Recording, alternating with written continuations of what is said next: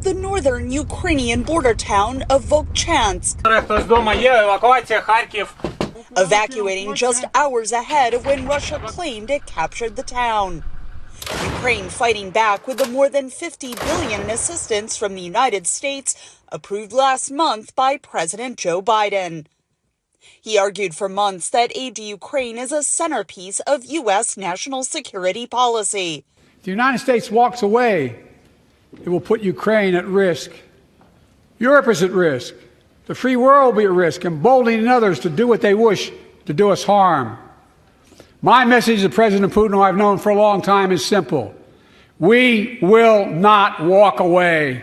But analysts say presidential elections rarely turn on foreign policy issues. The issue of Ukraine barely registers in the polls, and the issue of foreign policy, less than 5% of the people think that's an important issue, foreign policy generally, meaning the relationship that we have with China, Communist Party of China, but also pushing back on Putin and what's happening in Gaza. Presumptive Republican presidential nominee Donald Trump has argued the U.S. already sends too much aid.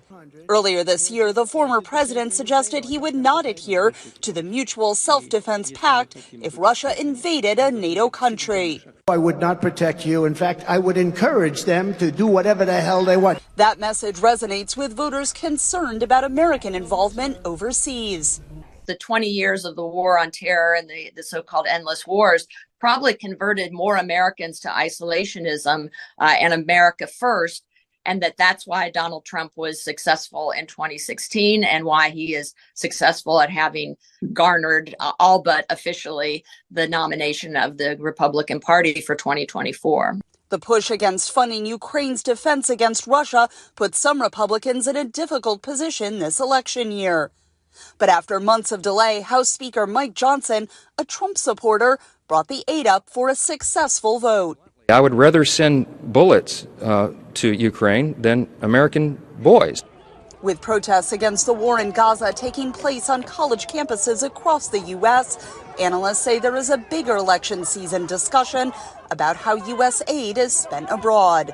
I do know a number of young voters in this country who think carefully about their student loan debts, as an example.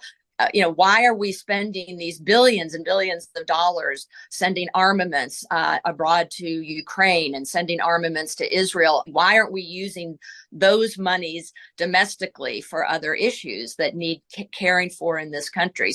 The aid to Ukraine approved by Congress in April is likely to be the last disbursement this year before the November presidential election.